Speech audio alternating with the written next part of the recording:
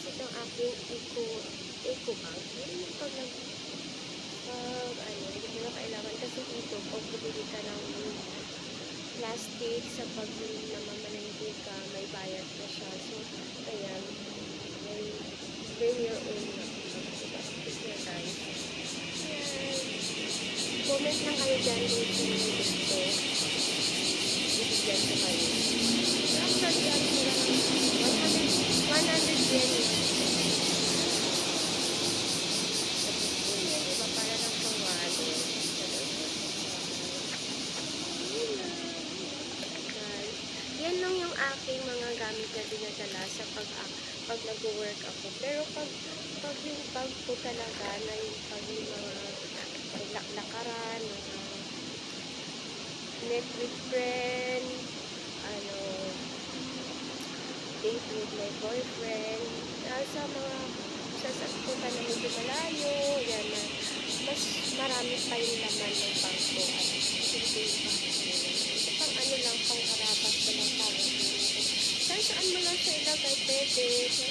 Kasi ano din naman, kasi tayo ko sa natira kasi bigay ko sa akin. Actually, parang ito yung nakuha ko na Christmas exchange gift kami yung mga kasama ko dati sa club na pinapagsikat.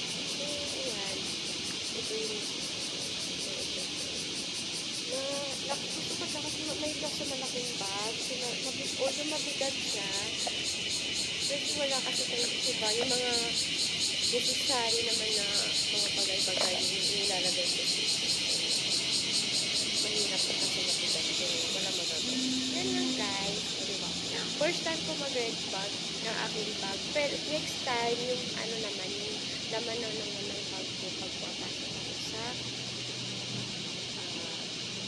sa night job ko naman.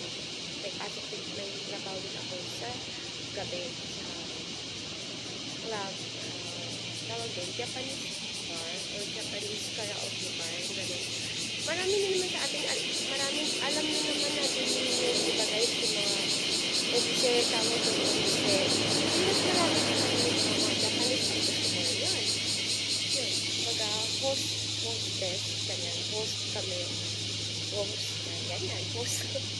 Ayun. Ayun lang guys. So, ito naman ulit yung aking private red bag. Hindi pala yung bag ko pala pagkakas sa loob ko. So, pang third is yung private red bag ko naman. Pag may time. Okay, bye guys. And